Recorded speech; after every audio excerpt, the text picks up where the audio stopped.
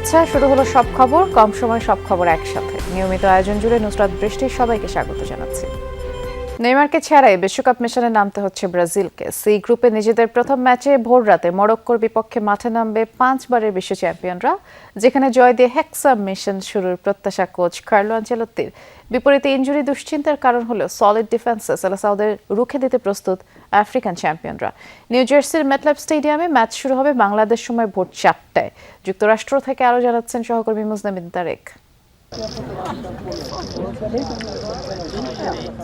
শঙ্কা শেষ পর্যন্ত সত্যি হলো। বিশ্বকাপ শুরুর আগেই ধাক্কা ব্রাজিল শিবিরে।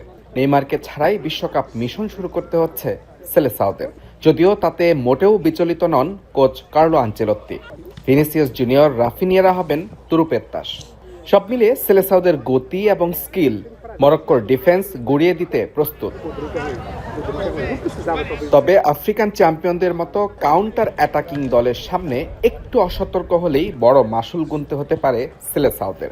হাইলাইন ডিফেন্স খেলে আক্রমণ সাজাতে গিয়ে তৈরি হতে পারে শূন্যতা। যদিও হেক্সা মিশনে পূর্ণ শক্তি নিয়ে শুভ সূচনা চান মাস্টারমাইন্ড কার্লো আনচেলত্তি। প্রতিটা বিভাগে আমাদের সেরা পারফর্মটা করতে হবে। আধুনিক ফুটবলে ছোট দল বলতে কিছু নেই। মরক্কো আফ্রিকার অন্যতম সেরা দল। আমরা প্রস্তুত আছি নিজেদের সেরাটা দিয়ে বিশ্বকাপে ভালো একটা শুরু করব। এবারের বিশ্বকাপে এখন পর্যন্ত সবচেয়ে হাই ভোল্টেজ ম্যাচটি অনুষ্ঠিত হতে যাচ্ছে নিউ জার্সির এই মেটলাইফ স্টেডিয়ামে। এখানে মুখোমুখি হবে র্যাঙ্কিং এর 6 ও 7 নম্বর দল ব্রাজিল ও মরক্কো। ইনজুরি শুধু ব্রাজিলের দুশ্চিন্তার কারণ নয়, মরক্কো হারিয়েছে তাদের দুই গুরুত্বপূর্ণ ফুটবলার আফদি ও নায়েফকে। তবে মুখোমুখি পরিসংখ্যান কিছুটা হলেও আত্মবিশ্বাস যোগাবে আফ্রিকার চ্যাম্পিয়নদের। দু দলের শেষ মুখোমুখি লড়াইয়ে ব্রাজিলকে 2-1 গোলে হারিয়েছিল মরক্কো। কাতার বিশ্বকাপে ইতিহাস গড়ে সেমিফাইনাল খেলা মরক্কো আছে দারুণ ছন্দে। অ্যাটলাস লায়ন্সদের মাথায় আফ্রিকান সেরার মুকুট, রক সলিড ডিফেন্স এবং মাঝ মাঠের জমাট গাঁথনি। আশরাফ হাকিমির গতি এবং রাইট উইং দিয়ে আক্রমণ সেলেসাও ডিফেন্সকে কাঁপিয়ে দেওয়ার জন্য যথেষ্ট। তবে হাই প্রেসিং ফুটবলের সামনে মাঝে মধ্যে খেই হারিয়ে ফেলে আফ্রিকান জায়ান্টরা। আমাদের নিজেদের উপর আর আমাদের পারফরমেন্সের উপর ভরসা রাখতে হবে। ব্রাজিলকে ভয় পাওয়ার কিছু নেই, তবে তাদের সময়ও করতে হবে। অনেকেই বলছেন এটা আগের মতো সেই ভয়ঙ্কর ব্রাজিল নয়, কিন্তু দিন শেষে দলটার নাম তো ব্রাজিল। নিজেদের সবশেষ 45 ম্যাচের মাত্র 2টিতে হেরেছে মরক্কো। যে আত্মবিশ্বাসে এবার সেলেসাওদের বিপক্ষে অঘটনের গল্প লিখতে প্রস্তুত Atlas Lions. Mujramin Tarek, Jamuna Sports, New Jersey, যুক্তরাষ্ট্র। আমেরিকার বুকে এ যেন এক মিনি ব্রাজিল। টাইম স্কোয়ারের চারদিকে শুধু হলুদ সবুজের মহাসমুদ্র। মাঠের লড়াইয়ে নামার আগে নিউ ইয়র্ক রীতিমতো দখল করে নিল সেলেসাও সমর্থকরা। তাদের এই উন্মাদনা বলে দিচ্ছে হেক্সা মিশনের জন্য কতটা ক্ষুধার্ত 5 বারের বিশ্ব চ্যাম্পিয়নরা। সবার চোখে মুখে একটাই স্বপ্ন, মিশন হেক্সা। এবার অপেক্ষা মাঠে সাম্বা ম্যাজিক দেখার। আমেরিকার বুকে এ যেন এক মিনি ব্রাজিল। চারদিকে শুধু হলুদ আর সবুজের মহাসমুদ্র। বিখ্যাত টাইম স্কোয়ার নাকি ব্রাজিলের রিও ডি জেনেরিও, চেনা দায়। গ্রেট আমেরিকান সিটিতে এখন শুধুই সাম্বার দাপট। বিশ্বকাপের প্রথম ম্যাচে মাঠে নামার আগেই নিউ ইয়র্কে রীতিমতো দখল করে নিল সেলেসাও সমর্থকরা। মেক্সিকো সিটিতে আসরের পর্দা ওঠার পরদিনই ইউএসএর সবচেয়ে বড় শহর কাঁপিয়ে দিল সেলেসাও ভক্তরা। মরক্কোর বিপক্ষে মাঠে নামার আগে এই উন্মাদনাই বলে দিচ্ছে হেক্সা মিশনের জন্য কতটা ক্ষুধার্ত 5 বারের বিশ্ব চ্যাম্পিয়নরা। একমাত্র ব্রাজিলের পক্ষেই এমনটা করা সম্ভব। এত দূরের একটা দেশে এসে এরকম একটা সুন্দর উৎসব তৈরি করার ক্ষমতা আর কোনো দেশের সমর্থকদের নেই। এটা কেবল ব্রাজিলই পারে। হ্যাঁ, আমরা অনেক বড় আশা নিয়ে নিউ ইয়র্কে এসেছি, আর সবকিছু আমাদের কল্পনার চেয়েও বেশি সুন্দর লাগছে। আর আগামীকালই সেই বড় মুহূর্ত, ব্রাজিলের প্রথম ম্যাচ, আর আমরা এখানে তাদের সমর্থন করতে এসেছি। আমি নিশ্চিত যে জয়টা আমাদেরই হবে। কেউ এসেছেন খোদ ব্রাজিল থেকে আটলান্টিক পাড়ি দিয়ে, কেউ আবার সুদূর প্রবাসেই আমেরিকার মাটিতেই খুঁজে পেয়েছেন এক টুকরো চেনা ব্রাজিল। সবার চোখে মুখে একটাই স্বপ্ন, মিশন হেক্সা। আমি সত্যিই ভীষণ খুশি। নিউ ইয়র্কের মতো বিশ্বের অন্যতম বড় একটি শহরে থাকাটা এক দারুণ অনুভূতি। এখানে একটা ব্রাজিলিয়ান আবহাওয়া আছে, বেশ গরম। তাই হ্যাঁ, আমরা সত্যি আনন্দিত, আর আমরা এখানে আমাদের হেক্সার স্বপ্ন দেখছি। সত্যি বলতে এখানে আসতে পেরে আমি খুবই আনন্দিত। এটা এক অসাধারণ অভিজ্ঞতা। সারা বিশ্বের যে কোনো একটি জায়গায় একসঙ্গে এত ব্রাজিলিয়ান দেখা প্রতিদিনের ব্যাপার নয়। এখানে নিজের দেশের প্রতিনিধিত্ব করতে পেরে আমি গর্বিত। এগিয়ে যাও ব্রাজিল। তবে মাঠে লড়াইটা কিন্তু মোটেও সহজ হবে না। শনিবার নিউ জার্সি স্টেডিয়ামে ব্রাজিলের প্রতিপক্ষ মরক্কো, যারা গত বিশ্বকাপেই লিখেছিল রূপকথা। কিন্তু হলুদ শিবিরের আত্মবিশ্বাস এখন তুঙ্গে। ড্রামারদের প্রতিটি বিট যেন মরক্কো বধের আগাম হুঙ্কার। টাইম স্কোয়ারের এই উত্তেজনা এখন ছড়িয়ে পড়েছে পুরো আমেরিকায়।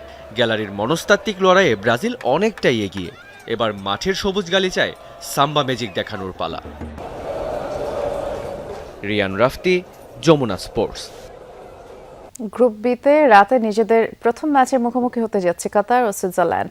রাত 1টায় সান ফ্রান্সিসকোতে মাঠে গড়াবে ম্যাচ। কাতার দ্বিতীয়বারের মতো বিশ্বকাপে অংশ নিচ্ছে, আর 2022 সালের হোম আসরের গ্রুপ পর্ব থেকে বিদায় নেওয়ার হতাশা এবার পেছনে ফেলতে চায় তারা।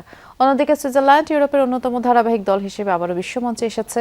এটি তাদের 13তম বিশ্বকাপ এবং টানা 6ঠবারের অংশগ্রহণ।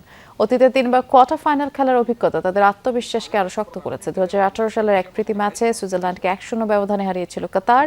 তবে বিশ্বকাপের মঞ্চে এটি দুই দলের প্রথম লড়াই।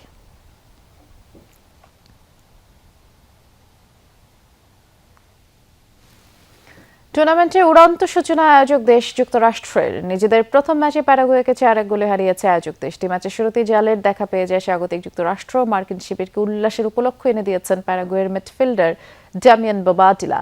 তার এক অসতর্ক আত্মঘাতী গোলে ম্যাচে 1-0 ব্যবধানে এগিয়ে যায় যুক্তরাষ্ট্র। উপহার পাওয়া গোলের পর আক্রমণের ধার আরও বাড়ায় আয়োজক দেশটি, যার ফলও পেয়ে যায় 31 মিনিটে প্রতিপক্ষের জাল কাপান ফোলারিন।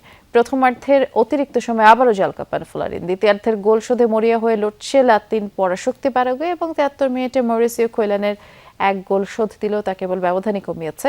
ম্যাচের অন্তিম মুহূর্তে রেইনার গোলে 4-1 গোলের জয় নিয়ে মাঠ ছাড়ে যুক্তরাষ্ট্র।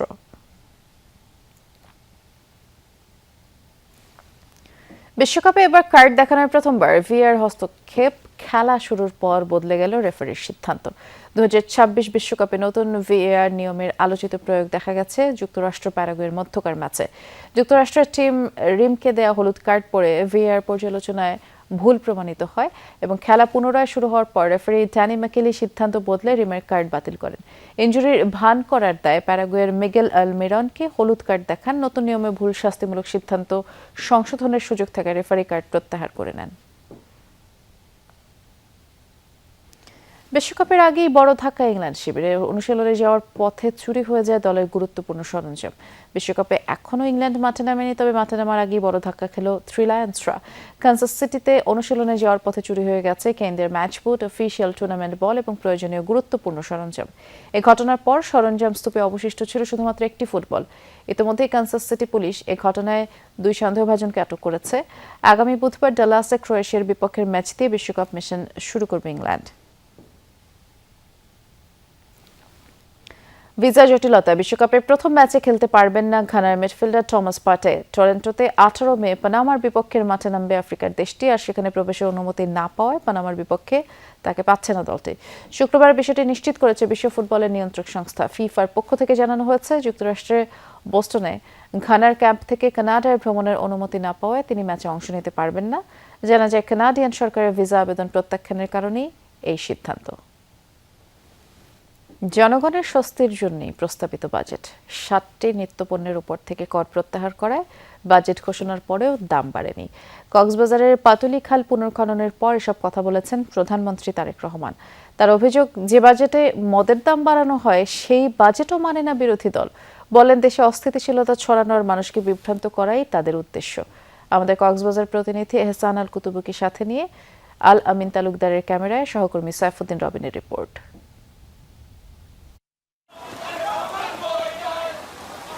পর্যটন নগরী কক্সবাজারে ভোর থেকেই টানা বৃষ্টি, বৈরী আবহাওয়ার মধ্যেই ছাতা মাথায় কিংবা কাক ভেজা হয়ে অপেক্ষায় নেতাকর্মীরা। উপলক্ষ প্রধানমন্ত্রী তারেক রহমানের আগমন। বেলা 10:30 নাগাদ পৌঁছান সরকার প্রধান। উদ্বোধন করেন পিএম খালি ইউনিয়নের পাতালি খাল পুনঃখনন কার্যক্রম, যা 1979 সালে খনন করেছিলেন তাঁরই পিতা শহীদ রাষ্ট্রপতি জিয়াউর রহমান। কক্সবাজারের দুঃখ, বাঁকখালী নদী থেকে এই খালের উৎপত্তি, যা পুনঃখননের মাধ্যমে শুষ্ক মৌসুমে থাকবে স্বাভাবিক জল প্রবাহ। প্রভাব পড়বে উৎপাদনের অর্থনীতিতে। পরে পথসভায় অংশ নিয়ে প্রধানমন্ত্রী বলেন, ভোটের কালির দাগ মোছার আগেই খাল পুনঃখনন, ফ্যামিলি কার্ড, কৃষক কার্ড বা চিকিৎসা ব্যয় কমানোর মতো জনস্বার্থ সংশ্লিষ্ট নির্বাচনী ইশতেহার বাস্তবায়ন শুরু করেছে সরকার। জানান, 60টি পণ্যের উপর কর প্রত্যাহার করায় বাজেট ঘোষণার পরও নিত্যপণ্যের দাম বাড়েনি।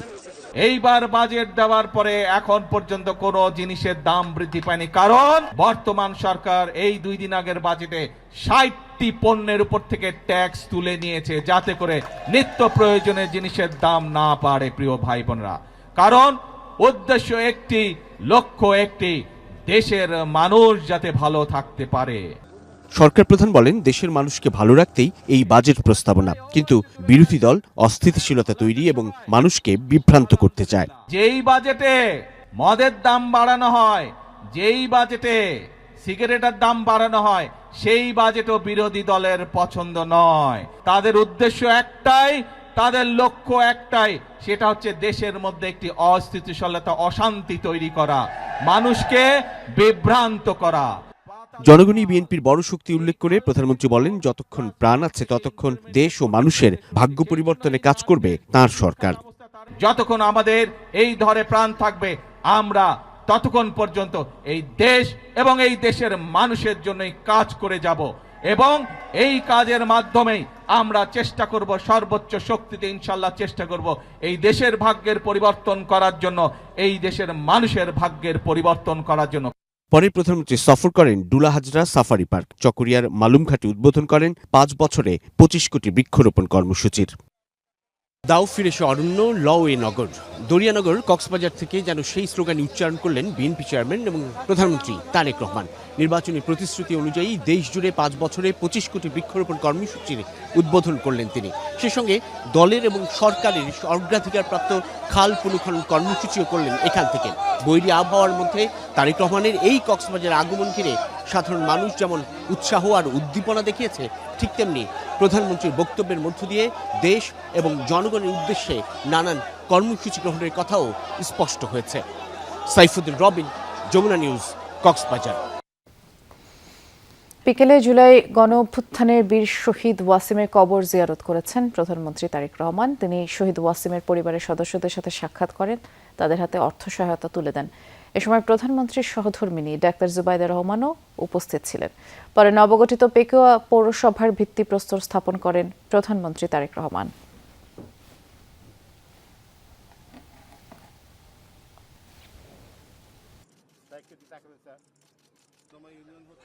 চরম অনিশ্চয়তায় আদ্দিন হাসপাতালের আইসিইউ আর এনআইসিইউর রোগীরা।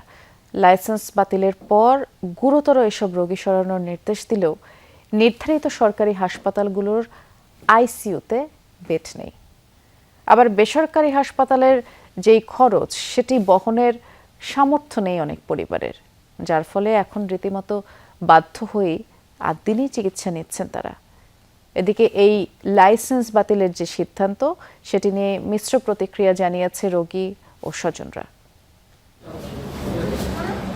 বাতিল করা হয়েছে আদ্দিন হাসপাতালের লাইসেন্স, কিন্তু বিক্রমপুর থেকে আসা শিশুর চিকিৎসা হচ্ছে সে হাসপাতালেরই পিআইসিইউতে। সামনে অপেক্ষারত 2 স্বজনেরাও জানেন স্বাস্থ্য অধিদপ্তরের নির্দেশনা, কিন্তু নিরুপায় তারা। আমরা কেমনে পারলাম, যদি নিতে নিতে যদি দুয়ার ধরে আনতাম না, তো আমাদের কথা আমরা এই রুগী কেমনে বাই করুম, আমাদের সম্ভব না। আইসির কারণে নিতে পারতেছি না, কারণ আমরা যদি বাবু লয়ে যাই, যদি ইয়ে মারা যায়, এটা রিস্কে নিব। কারণ অক্সিজেন তো সব জায়গায় পাওয়া যায় না, আর এই বাচ্চা অন্য কোনো জায়গায় নিয়ে গেলেও একটা রিস্কের ব্যাপার। এই রিস্কের জন্য কিন্তু এই ভয়ে সবাই একটু টাকা ব্যয় হলেও এখানে কষ্ট করে থাকি, কিন্তু কোনো সমাধান তো পাচ্ছি না ভাইয়া। বলে একই অবস্থা পিআইসিইউতে চিকিৎসাধীন আরও 45 শিশুর অভিভাবকের।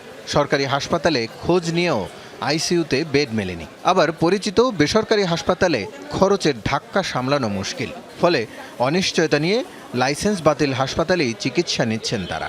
আমার মামা অসুস্থ ছিল, তখন আমি ঢাকা মেডিকেলে অনেক ঘোরাঘুরি করছি, ওখানে ভর্তি ছিল আমার মামা, মানে আইসিইউ পায় নাই। গেছিলাম, বলতেছে যে ডাক্তার নাই, এখন চলে যেতেছে। ডায়ালাইসিস আপনি ঢাকার অন্যান্য হসপিটালে যান, আপনি ইউনাইটেড যান, স্কয়ারে যান, তারা কিন্তু অনেক বেশি চার্জ করে। 4 দিন ছিলাম, প্রথম 2 দিন ভর্তি ছিলাম, বুধবারে আর কি আমার সিজার হয়েছে, আজকে রিলিজ নিলাম, একদম সুস্থভাবে বাসায় যাচ্ছি।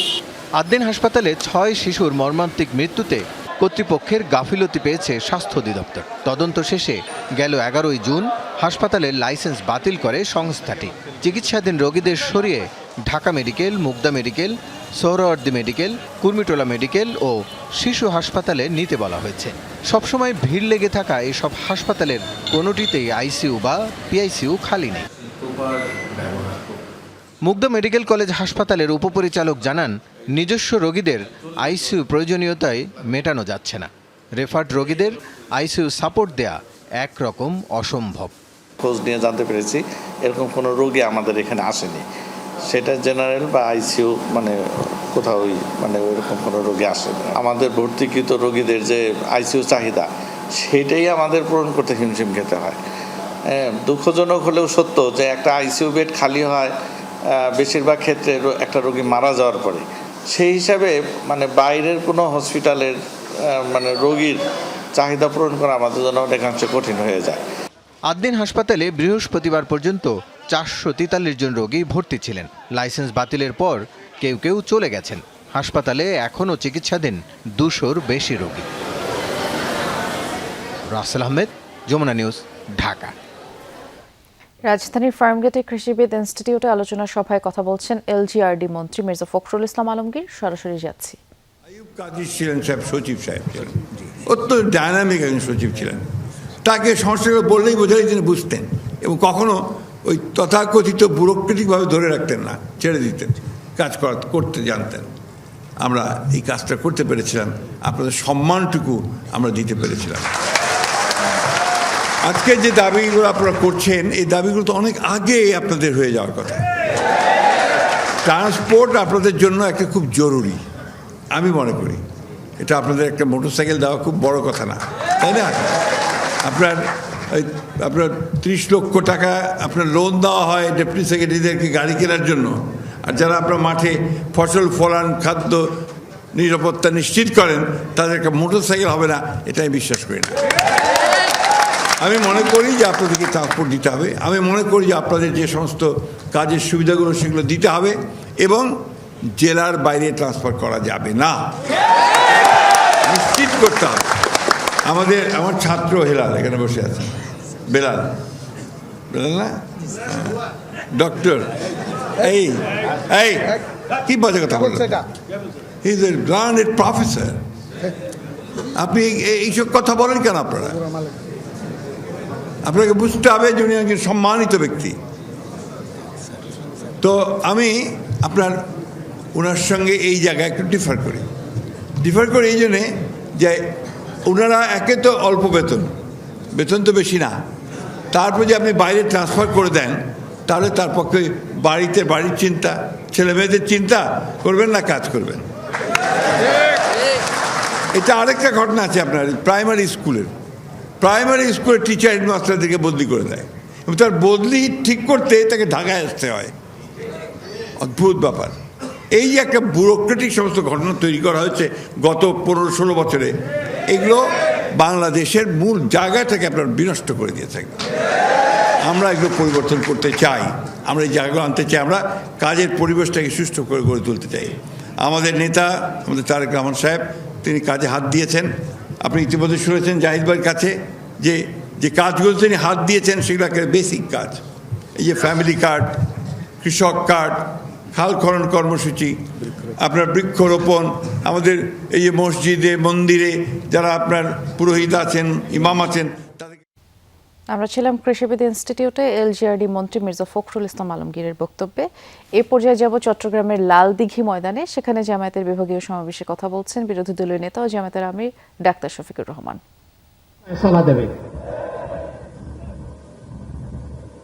একটা স্বাধীন সার্বভৌম দেশ। সীমান্তে কি হচ্ছে আপনারা জানেন। আমরা নোটিশ দিয়েছি এই বিষয়ে আলোচনা করার জন্য। আমাদের নোটিশ নিয়ে টাল বাহনা করা হচ্ছে। ভয় কিসের? কারে ভয় করেন? কারে খুশি করতে চান? কার হয়ে দেশ পরিচালনা করতে চান? যদি বাংলাদেশের জনগণের সরকার হয়ে থাকে তাহলে এই ধরনের ইস্যু সংসদে আলোচনা করতে দিতে হবে। আমরা আলোচনা সংসদে করব না উত্তেজনা বৃদ্ধির জন্য। আমরা আলোচনা করব বাংলাদেশের স্বাধীনতা এবং সার্বভৌমত্বকে সুসংহত করার জন্য। এটি আমাদের উপর অর্পিত পবিত্র দায়িত্ব। কিন্তু যদি আমাদেরকে এই আলোচনার সুযোগ থেকে বঞ্চিত করা হয় তাহলে মনে রাখবেন, মুষ্টিমেয় বিজিবি যাদের হাতে সরকারের দেওয়া অস্ত্র আছে তাদের পাশে আজকে যেভাবে হাজার হাজার জনগণ নিরস্ত হয়ে বুক পেতে দিয়ে নিজের সীমানা রক্ষার জন্য এগিয়ে গিয়েছে, 18 কোটি মানুষ এইভাবে কারো হাতে বাংলাদেশ ইজারা দেবে না। এই 18 কোটি মানুষের 36 কোটি হাত বাংলাদেশকে পাহারা দিয়ে রাখবে ইনশাআল্লাহ। বাংলাদেশকে দক্ষিণ এশিয়ার কাঙ্ক্ষিত বিনিয়োগ গন্তব্য বানাতে চায় সরকার। সেজন্য রাজনৈতিক স্থিতিশীলতা, টেকসই সংস্কার আর আর্থিক সহ সব খাতে সুশাসন নিশ্চিত করার কথা জানিয়েছেন নীতি নির্ধারকরা। পাশাপাশি রাজনৈতিক প্রতিশ্রুতি, নীতি কৌশল বাস্তবায়িত হচ্ছে কিনা তাও খতিয়ে দেখতে আলাদা কমিশন গঠন করছে সরকার। আঞ্চলিক সংযোগ ও সহযোগিতা বাড়ানো বিএনপি সরকারের লক্ষ্য বলেও তারা জানিয়েছেন। অর্থনৈতিক কূটনীতি বিষয়ক সম্মেলনে এসব প্রসঙ্গ উঠে আসে। বাণিজ্য ও প্রবৃদ্ধি বাড়াতে অর্থনৈতিক কূটনীতি কিভাবে কাজ করবে সেই পথনকশা খুঁজতে এই সম্মেলন। আয়োজক পররাষ্ট্র মন্ত্রণালয় ও বিডা। সরকারের মন্ত্রী, উপদেষ্টা আর সিনিয়র কর্মকর্তা ছাড়াও এতে যোগ দিয়েছিলেন ঢাকার বিদেশি মিশন ও উন্নয়ন সংস্থার প্রধান এবং ব্যবসায়ী নেতৃবৃন্দ। উদ্বোধনী অধিবেশনেই বাংলাদেশের বর্তমান প্রেক্ষাপট ও বিনিয়োগ সম্ভাবনা তুলে ধরেন বিডা চেয়ারম্যান। পররাষ্ট্রমন্ত্রী ব্যাখ্যা করেন কিভাবে কূটনীতিতে প্রাধান্য পাচ্ছে অর্থনৈতিক উন্নয়ন তথা বিদেশি বিনিয়োগ বাড়ানোর চেষ্টা। We fully recognize that economic resilience needs to be built on firm grounds. Therefore, our immediate priority is to restore full confidence and trust. We want to assure our citizens, our local business community, and our international partners that Bangladesh is stable, predictable, and open for business. এ সময় জনগণের কল্যাণ দলের ও সরকারের অগ্রাধিকার বলে জানান BNP মহাসচিব ও স্থানীয় সরকার মন্ত্রী। To transform Bangladesh into a safe, reliant, resilient, industrial country where every citizen is offered a fair share in prosperity and dignity. পররাষ্ট্র সচিবের সঞ্চালনায় প্রথম অধিবেশনে বিনিয়োগ ও অর্থনীতির সাথে কূটনীতির সম্পর্ক নিয়ে আলোচনা করেন নীতি নির্ধারকরা। সে সময় আসে কানেক্টিভিটি বাড়ানোর পাশাপাশি সরকারের কাজে স্বচ্ছতা ও জবাবদিহিতা নিশ্চিতের অঙ্গীকার। We must be capable, we must have competencies built in to translate this regional cooperation and connectivity into tangible trade agreements. We are actually trying to build a bridge between the investors, our development partners, our friends. We facilitate the private sector, the NGO and the development partners to play their role and ensure that we achieve the ultimate goal, which is the empowerment and integration of all the communities in Bangladesh's development. অপর অধিবেশনে সরকারের রাজনৈতিক অঙ্গীকারের সাথে কিভাবে নীতি সমন্বয় করা হবে তার ব্যাখ্যা তুলে ধরেন অর্থমন্ত্রী। None of the financial institutions in Bangladesh are going to have any political appointment. But it's difficult to find good professionals, I have to admit. We are going to have a task force who will oversee these deregulations that we have promised and recommended. এই সম্মেলনে অংশগ্রহণকারীদের কাছে partner engagement note জমা দেওয়ার আহ্বান জানান উদ্যোক্তারা। এর ভিত্তিতে আগামীতে আরও আলোচনা করে করণীয় নির্ধারণ করবে সরকার। মাহফুজ মিশু, যমুনা নিউজ, ঢাকা। 2026-27 অর্থ বছরের বাজেট জনবান্ধব কল্যাণমুখী বলে মন্তব্য করেছেন গণ অধিকার পরিষদের মুখপাত্র ফারুক হাসান। তবে চ্যালেঞ্জ নিয়ে দুর্নীতি মুক্ত করতে পারলেই এই বাজেটের সুফল পাওয়া যাবে বলে মনে করে দলটি। শনিবার পুরানা পল্টনে দলীয় কার্যালয়ে ঘোষিত বাজেট নিয়ে আনুষ্ঠানিক প্রতিক্রিয়া জানায় গণ অধিকার পরিষদ। দলটির মুখপাত্র বলেন, কালো টাকা সাদা করার সুযোগ দেশে আরও দুর্নীতি বাড়াতে সুযোগ তৈরি করবে, আর মেগা প্রকল্পের নামে মেগা দুর্নীতি বন্ধ করতে হবে। খুচরা বিক্রেতাদের করের আওতায় আনার নিন্দা জানায় দলটি। এদিকে বিভিন্ন বিষয়ে কর ছাড় দেয়া, নবম পে স্কেল বাস্তবায়নের সিদ্ধান্ত সরকারের যুগান্তকারী পদক্ষেপ বলে মন্তব্য করেন ফারুক হাসান। 65 বয়সের ঊর্ধ্বে ব্যক্তিদের জন্য মেট্রো রেলে 25% পরিবর্তে 50% ভাড়া মওকুফেরও পরামর্শ দেন তিনি।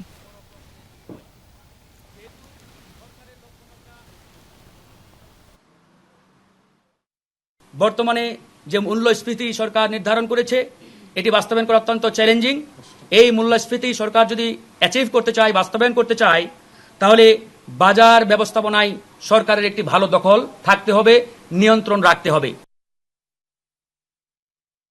বাঙালি পরিচয়ের জন্য সীমান্তের ওপারের কারো সার্টিফিকেটের প্রয়োজন নেই বলে মন্তব্য করেছেন তথ্যমন্ত্রী জহিরুদ্দিন স্বপন।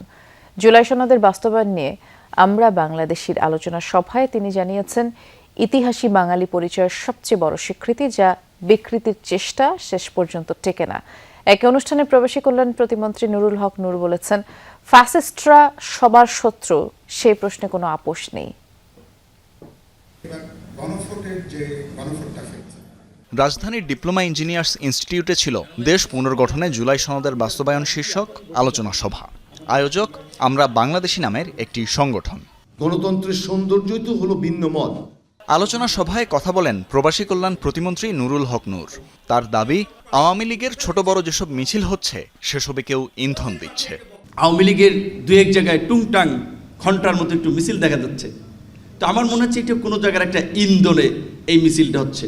কারণ প্রধানমন্ত্রীর বিদেশ সফর শেষ হয়েছে, মানে শুরু হয়েছে, যে বাংলাদেশ ফার্স্ট নীতিকে প্রাধান্য দিয়ে কেউ কেউ এই সফরে বোধহয় অসন্তুষ্ট হচ্ছে।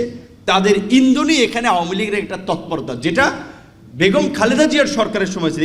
দীনেশ ত্রিবেদীর মন্তব্যের প্রেক্ষিতে তথ্যমন্ত্রী জহিরুদ্দিন স্বপন বলেন, আঞ্চলিক স্বার্থে সার্কের কার্যক্রম উপেক্ষা করে দেয়া যে কোনো পরামর্শই সন্দেহজনক। কেউ যদি বলতে চান ভারতের জনগোষ্ঠীর সঙ্গে শুধুমাত্র বাংলাদেশের জনগোষ্ঠীর যোগফল, আমরা তাদেরকে বিনয়ের সঙ্গে মনে করে দিতে চাই, সার্কের জনগোষ্ঠীর সংখ্যা হচ্ছে এখন 220 কোটি মানুষ।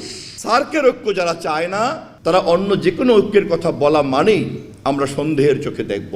জাতিসংঘ, সার্ক এবং বাংলাদেশ এর বাইরে আর কোনো কাঠামো ব্যাখ্যা যিনিই বলবেন তাকে আমরা সন্দেহের চোখে দেখতে বাধ্য এবং দেখব। বিভেদহীন বাংলাদেশের প্রত্যাশা করে তথ্যমন্ত্রী বলেন, নিজস্ব বয়ান প্রতিষ্ঠা করতে গিয়ে ইতিহাস বিকৃতিকারীরা দেশ থেকে পালাতে বাধ্য হয়েছে। আঞ্চলিক মানচিত্রে আমরা আমাদের সম্মানজনক মর্যাদা অর্জন করতে চাই। তানভীর মৌসুম, যমুনা নিউজ, ঢাকা। স্বাধীন গণমাধ্যম কমিশন গঠনের উদ্যোগকে সাধুবাদ জানালেও কার্যকারিতা ও স্বচ্ছতা নিয়ে প্রশ্ন উঠছে। সকালে ডেইলি স্টার সেন্টারে এ নিয়ে মতবিনিময় সভা হয়। গণমাধ্যম ব্যক্তিত্বরা বলেন, প্রেস কাউন্সিলের মতো নতুন কমিশন যেন অকার্যকর না হয়, এর জন্য দরকার স্বচ্ছতা। সংবাদকর্মীদের অধিকার নিশ্চিতের পাশাপাশি অপসাংবাদিকতা রুখতেও তাগিদ দেওয়া হয়। জাতীয় গণমাধ্যম কমিশন অধ্যাদেশ 2026-এর খসড়া নিয়ে মতবিনিময় সভা শনিবার ডেইলি স্টার সেন্টারে এই আয়োজনে অংশ নেন সাংবাদিক, সম্পাদক, গবেষক ও অধিকার কর্মীরা, যেখানে স্বাধীন ও স্বচ্ছ গণমাধ্যম কমিশনের প্রয়োজনীয়তা এবং সরকারের কাছে এ নিয়ে প্রত্যাশা তুলে ধরেন বক্তারা। আমরা আশা করছি এটা আমাদেরকে সহযোগিতা করবে। বারবারই গণমাধ্যমের স্বাধীনতা নিয়ে গুরুত্ব আরোপ করেন বক্তারা। একই সাথে অপসাংবাদিকতার বিরুদ্ধেও তোলেন আওয়াজ। বলেন, সাংবাদিকদের অধিকার রক্ষায় কমিশন যেন স্বচ্ছতার সঙ্গে কাজ করতে পারে সেদিকে লক্ষ্য রাখতে হবে। একই সাথে স্পষ্ট হতে হবে জবাবদিহিতার জায়গাটিও। সাংবাদিকের অধিকারটা নিয়ে খুবই বেশি কথা বলি, কিন্তু যারা অপজার্নালিজমের শিকার হচ্ছেন, প্রতিদিন মিথ্যার শিকার হচ্ছেন, তাদের আসলে রাইটস এর ব্যাপারে কেউ একটা কথা বলে না। ফুল অফ কারাপশন এভরি লেয়ারে এখানে চলতেছে। আর একটা কমিশন করলেন, সেই কমিশন যদি ওই একই রোগে মানে অসুস্থ থাকে, তাহলে you will not get something better delivery from that either. বাংলাদেশের প্রেস যতবার আন্ডার অ্যাটাক হয়েছে, কোনোদিন প্রেস কাউন্সিল থেকে কোনো স্টেটমেন্ট এসেছে বলে আমার জানার মধ্যে কোনো রেকর্ড নাই। তো সেটাও কিন্তু একটা পুনর্বাসন কেন্দ্রই হয়েছিল। তো এটা যেন আবার পুনর্বাসন কেন্দ্র না হয়। সাংবাদিকতায় কপিরাইট সুরক্ষার দুর্বলতা নিয়েও কথা বলেন বক্তারা। বলেন, অর্থনৈতিক নিরাপত্তা ছাড়া বস্তুনিষ্ঠ সাংবাদিকতা ব্যাহত হবে। কপিরাইটটা একটা বড় ইস্যু আসছে, যে মুহূর্তের মধ্যে কপি হয়ে যায়। কে কাকে কপি করছে এটা বের করার জন্য একজন লোক নিয়োগ করতে হয়, যে আসলে প্রথমে কে করলো এটা। এই জায়গায় আমি মনে করি যে কিভাবে কাজ করতে হবে, যে নতুন পলিসি হবে সেখানে এটাকে জোর দেয়া। মানুষ কিন্তু ঢাকার বাইরে জানে না যে ওদেরকে বেতন দিতে হয়, ওরা যে বাইক চালায় সেটা কোথায় পায়। তো এমন পরিস্থিতি আসলে দিন দিন কিন্তু এটা খারাপের দিকে যাচ্ছে। মালিকের স্বচ্ছতা যদি ঠিক থাকে এবং এডিটোরিয়াল জায়গাটা যদি ঠিক থাকে, তখন অটোমেটিকলি এই অপসাংবাদিকতাকে মানুষ পরিত্যাগ করবে। আলোচকদের মতে, শূন্য থেকে শুরু না করে গণমাধ্যম সংস্কার কমিশনের সুপারিশগুলোকে সামনে রেখে এগোনো উচিত সরকারকে। তাহলে নতুনভাবে কমিশন গঠনে হবে না দীর্ঘসূত্রতা। এই কমিশন সম্পর্কে আমাদের আসলে খুব স্পষ্ট অবস্থান গ্রহণ করা দরকার এবং প্রোঅ্যাক্টিভ, সক্রিয়ভাবে উদ্যোগী ভূমিকা গ্রহণ করা দরকার। সুমাইয়া ঐশী, যমুনা নিউজ, ঢাকা। ভারী বর্ষণ ও উজান থেকে নেমে আসা পাহাড়ি ঢলে শেরপুরের প্রধান নদ নদীর পানি বৃদ্ধি পেয়েছে। এর মধ্যে মহারশী, সোমেশ্বরী, চিল্লাখালীর পানি বিপদসীমার উপর দিয়ে প্রবাহিত হচ্ছে। শেরপুরের সহকর্মী আদিল মাহমুদ উজ্জ্বল অপেক্ষা করছেন, একটু দেখে আসতে চাই কি আপডেট আছে তার কাছে। উজ্জ্বল, যেহেতু বন্যা পরিস্থিতির সৃষ্টি হয়েছে এবং পাহাড়ি ঢলের নদ নদীর পানিও বৃদ্ধি পাচ্ছে, কি অবস্থা দেখছেন সেখানকার, সব মিলিয়ে পরিস্থিতি আমাদেরকে জানাবেন।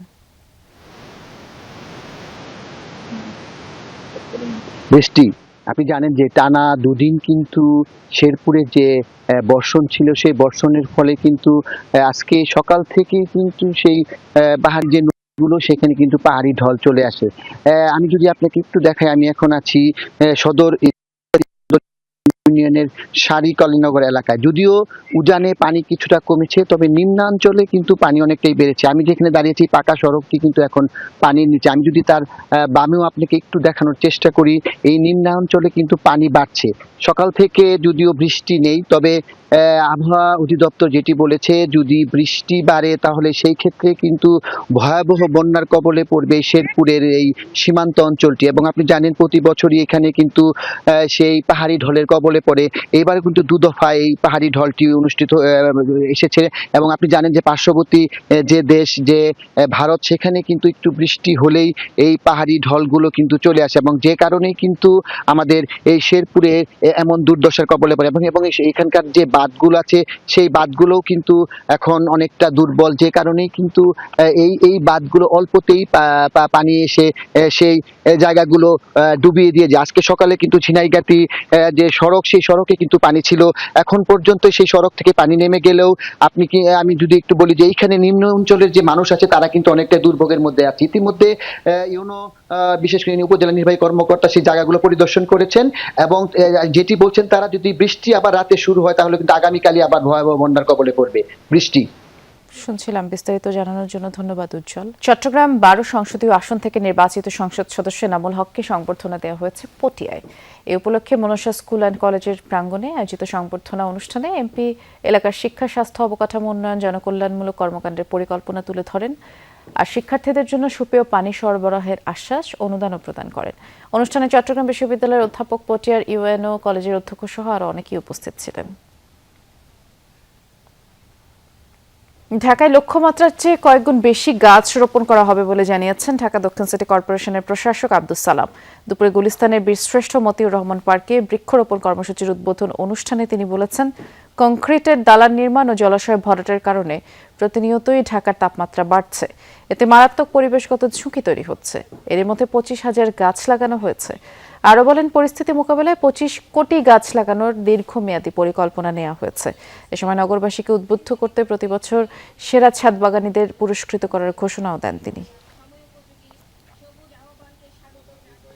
ধর্ষণ ও জোর করে ভ্রূণ নষ্ট করার অভিযোগে কুমিল্লার দাউদকান্দি থানায় দায়েরকৃত মামলায় শিবিরের কেন্দ্রীয় নেতা জিসান প্রধানকে গ্রেফতার করেছে পুলিশ। দুপুরে পুলিশ সুপার কার্যালয়ে আয়োজিত সংবাদ সম্মেলনে জানানো হয়, দাউদকান্দি থেকে শিবির নেতা জিসান প্রধান অপহৃত হননি। এক নারীর করা ধর্ষণের অভিযোগ ও বিয়ের চাপ এড়াতে স্বেচ্ছায় আত্মগোপনে ছিলেন। গত 11 জুন রাত 8:30টার দিকে দাউদকান্দি বাজার এলাকা থেকে জিসান প্রধান নিখোঁজ হয়েছেন বলে 12 জুন দাউদকান্দি থানায় একটি সাধারণ ডায়েরি করা হয়। পরে সামাজিক যোগাযোগ মাধ্যমে অপহরণের বিষয়টি ছড়িয়ে দেওয়া হয়। পরে পুলিশ তদন্তে নেমে তরুণীর সাথে প্রেমের সম্পর্কের প্রমাণ পায়। প্রাণনাশের ভয় দেখিয়ে তরুণীর গর্ভপাত করানো হয়। পুলিশ আরও জানায়, জিসান বর্তমানে কুমিল্লা মেডিকেলে পুলিশি হেফাজতে আছে। সে প্রধান ইসলামী ছাত্র শিবিরের কেন্দ্রীয় সহকারী আন্তর্জাতিক বিষয়ক সম্পাদক ও সংগঠনটির কুমিল্লা জেলা পশ্চিম শাখার সাবেক সভাপতি।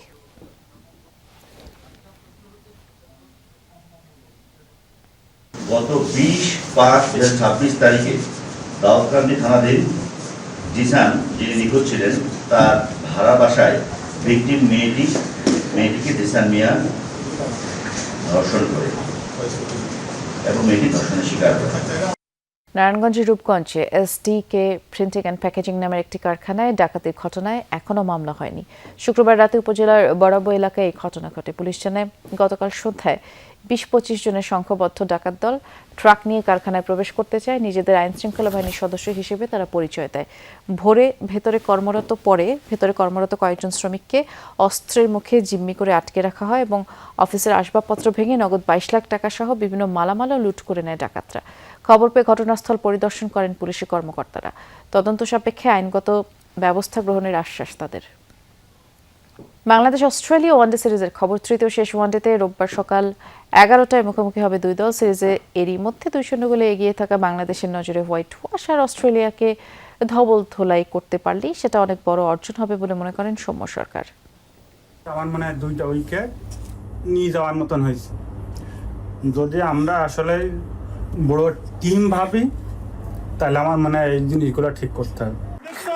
মানুষ তার স্বপ্নের সমান বড়। বড় হতে হলে কলিজাও বড় হতে হয়, স্বপ্নটাও দেখতে হয় বড়। তেমনি কাজকর্মেও সেই গ্লিমস রাখতে হয়। দ্বিতীয় ওয়ানডেতে যেমনটা রেখেছে অস্ট্রেলিয়া, হেরেছে বটে, এক ম্যাচ হাতে রেখে সিরিজও খুইয়েছে, কিন্তু হারার আগে হারেনি। মুস্তাফিজের মতোই বলতে হয়, বড় কিছু অর্জন করতে হলে বাংলাদেশকেও হতে হবে এমন, বিনা যুদ্ধে নাহি দেব সূচগ্র মেদিনী। মুস্তাফিজ যে কথাগুলো বলেছে অবশ্যই সঠিক। বড় টিম হতে গেলে এগুলো করতেই হবে, তা না হলে আর আপনি যদি আইসিসি ইভেন্টে ভালো না করেন বা বড় কোনো ইভেন্টে ভালো না করেন, ওইভাবে টিমকেও কাউন্ট করে না। অস্ট্রেলিয়ার বিপক্ষে দ্বিতীয় ওয়ানডে জিততে করতে হয়েছে 21 বছরের অপেক্ষা। তৃতীয় জয়টা এসেছে দিন দুয়েক বাদে। অস্ট্রেলিয়াকে সিরিজ হারানোও হয়েছে। ওয়ানডেতে এখন শুধু ইংল্যান্ডের বিপক্ষে সিরিজ জেতেনি টিম টাইগার্স। নিঃসন্দেহে এই অর্জন অনেক বড়। সৌম্যরা কি ভাবতে পারছেন কত বড় অর্জনের অংশীদার তারা? সুযোগ আছে হোয়াইট ওয়াশেরও। আমরা যে সিরিজটা জিতছি, এটা আমাদের সবার অনেক বড় করে সেলিব্রেশন করা উচিত ছিল, কারণ আমরা অনেক বড় একটা অ্যাচিভমেন্ট।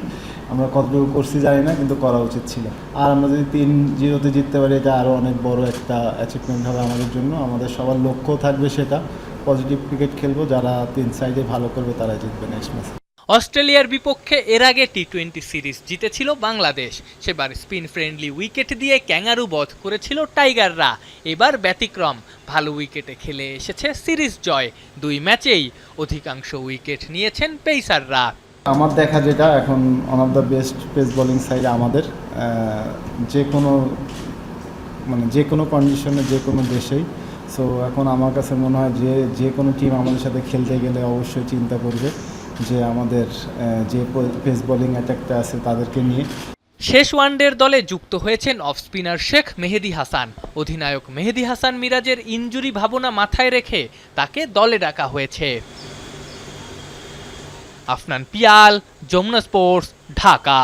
শরীয়তপুরে মাদক বিক্রির অভিযোগে 2 সন্তানের মাকে মারধর ও চুল কেটে দেওয়ার অভিযোগ উঠেছে। সকালে পৌর এলাকার পালং শাবনুর মার্কেট এলাকায় এই ঘটনা ঘটে। পুলিশ জানায়, ভুক্তভোগী মলি আক্তারের সাথে আর্থিক লেনদেন নিয়ে বিরোধ হয় প্রতিবেশী দেলোয়ারের। সকালে মনি আক্তারকে মীমাংসার জন্য বাড়িতে ডাকে দেলোয়ার। পরে সেখানে তাদের মধ্যে বাকবিতণ্ডা হলে এক পর্যায়ে ভুক্তভোগীকে মারধর করে চুল কেটে দেয় অভিযুক্তের পরিবার। এরপর মাদক বিক্রির অভিযোগ তুলে তার মুখে আলকাতরা মেখে গলায় জুতার মালা পরিয়ে বৈদ্যুতিক খুঁটির সাথে বেঁধে রাখা হয়। পুলিশ গিয়ে ভুক্তভোগীকে উদ্ধার করে সদর হাসপাতালে পাঠানো হয়। চালক ও পরিবহন শ্রমিকদের স্বাস্থ্যসেবা নিশ্চিত করতে ট্রাফিক গুলশান বিভাগের উদ্যোগে মহাখালী বাস টার্মিনালে অনুষ্ঠিত হয়েছে পাক্ষিক হেলথ ক্যাম্প। শনিবার সকাল 10টা থেকে বিকেল 3টা পর্যন্ত চলা এই ক্যাম্পে ইউনিভার্সাল মেডিকেল কলেজ হাসপাতালের অভিজ্ঞ চিকিৎসকরা বিনামূল্যে স্বাস্থ্য পরীক্ষা, চিকিৎসা সেবা ও পরামর্শ প্রদান করেন। অনুষ্ঠানের উদ্বোধন করেন ডিএমপি ট্রাফিক বিভাগের অতিরিক্ত কমিশনার মোহাম্মদ আনিসুর রহমান। এ সময় ডিএমপি ট্রাফিকের ঊর্ধ্বতন কর্মকর্তারা উপস্থিত ছিলেন। আয়োজকরা জানান, চালক ও সহকারীদের সুস্থতা নিশ্চিত করতে এ ধরনের উদ্যোগ অব্যাহত থাকবে। আইনের শাসন প্রতিষ্ঠায় বর্তমান সরকার প্রতিজ্ঞাবদ্ধ বলে জানিয়েছেন মহিলা ও শিশু বিষয়ক মন্ত্রী ডাক্তার AZM জাহিদ হোসেন। বলেছেন, কিশোর গ্যাংয়ের বিরুদ্ধে ব্যবস্থা নিয়ে তাদের পুনর্বাসন করবে সরকার। দুপুরে রাজধানীর সেগুনবাগিচায় বাংলাদেশ মহিলা অধিকার পরিষদ আয়োজিত নাগরিক সংলাপে তিনি বলেছেন, বাংলাদেশে আইনের সমস্যা নেই, তবে এর প্রয়োগে এবং আমাদের মানসিক সমস্যা রয়েছে। মানুষ আধুনিক হওয়ার সাথে সাথে নীতি নৈতিকতা থেকে দূরে সরে যাচ্ছে। মন্ত্রী বলেন, এখন অফলাইনের চেয়ে অনলাইনেই জুয়া বেশি হচ্ছে। ওয়ার্ড ইউনিয়ন পর্যায়ে এমনকি প্রত্যেক গ্রামে কিশোর কিশোরী ক্লাব হওয়া উচিত। অনুষ্ঠানে বক্তারা নারী অধিকার ও সুরক্ষায় নানা পরামর্শ দেন। আইনের শাসন প্রতিষ্ঠা করার ব্যাপারে this government is very much committed, এবং আমরা কমিটেড। আর যেহেতু এই মন্ত্রণালয়ে যেহেতু আজকের আলোচ্য বিষয় এটা, সেই জন্যই কিশোর গ্যাং আইনের আওতায় আসবে। তাদের যেটুকু সংশোধনী দরকার সেটার জন্য সংশোধনী করা। দেশের প্রথম প্রযুক্তি নির্ভর গোল্ড সেভিংস প্ল্যাটফর্ম গোল্ড কিনেন 3 বছরে পদার্পণ করেছে। এই উপলক্ষে রাজধানীর গুলশানে এক জমকালো অনুষ্ঠানের আয়োজন করা হয়। বিশেষ ক্যাম্পেইনে বিজয়ীদের হাতে গোল্ড বার তুলে দেন গোল্ড কিনেনের 3 প্রতিষ্ঠাতা। আর এ সময় তারা বিজয়ীদের অভিনন্দন জানান। গত 15 এপ্রিল থেকে 31 মে পর্যন্ত পরিচালিত ক্যাম্পেইনে সারা দেশ থেকে মোট 44 জন অংশ নেন।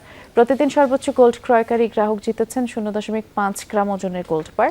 এছাড়া প্রতিদিনের পরবর্তী 4 জন গ্রাহক পেয়েছেন 1000 টাকা সমমূল্যের গোল্ড। রবীন্দ্রনাথ ঠাকুরের 165তম জাতীয় কবি কাজী নজরুল ইসলামের 127তম জন্মবার্ষিকী উপলক্ষে চট্টগ্রামে অনুষ্ঠিত হয়েছে রবীন্দ্র নজরুল সঙ্গীতানুষ্ঠান। থিয়েটার ইনস্টিটিউটে শ্রুতি অঙ্গনের 15তম বর্ষের নিয়মিত এই শাস্ত্রীয় উপশাস্ত্রীয় সঙ্গীতানুষ্ঠানে বক্তারা উন্নত সমাজ গঠন এবং সংস্কৃতি চর্চার গুরুত্ব তুলে ধরেন। মব সংস্কৃতি ও নৈতিক অবক্ষয় রোধে সঙ্গীত ভূমিকা রাখতে পারে বলে মন্তব্য করেন বক্তারা। মঙ্গলদ্বীপ প্রজ্বলনের পর রবীন্দ্র নজরুল গীতি পরিবেশন করেন শিল্পীরা। এ সময় শিক্ষাবিদ, গবেষক, শিল্পী, সাহিত্যিকরা উপস্থিত ছিলেন। আনুষ্ঠানিকভাবে ইসরায়েলি হামলায় নিহত ইরানের প্রয়াত সর্বোচ্চ নেতা আয়াতুল্লাহ আলী খামেনির জানাজা ও দাফনের সময়সূচি ঘোষণা করা হয়েছে। শনিবার দেশটির রাষ্ট্রীয় গণমাধ্যমের বরাত দিয়ে এই তথ্য নিশ্চিত করে বার্তা সংস্থা রয়টার্স। প্রতিবেদনে জানানো হয়, আগামী 4 ও 5 জুলাই ইরানের রাজধানী তেহরানে আয়োজন করা হবে ধর্মীয় নেতার বিদায়ী অনুষ্ঠান। এরপর 6 জুলাই তেহরানে ও 7 জুলাই পবিত্র কোম নগরীতে তার জানাজার নামাজ অনুষ্ঠিত হবার কথা জানানো হয়।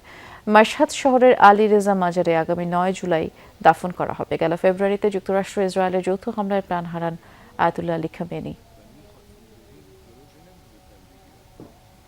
আজকে সব খবরের সব আপডেট ছিল এ পর্যন্তই। সাথে থাকার জন্য ধন্যবাদ। নিরাপদে থাকবেন।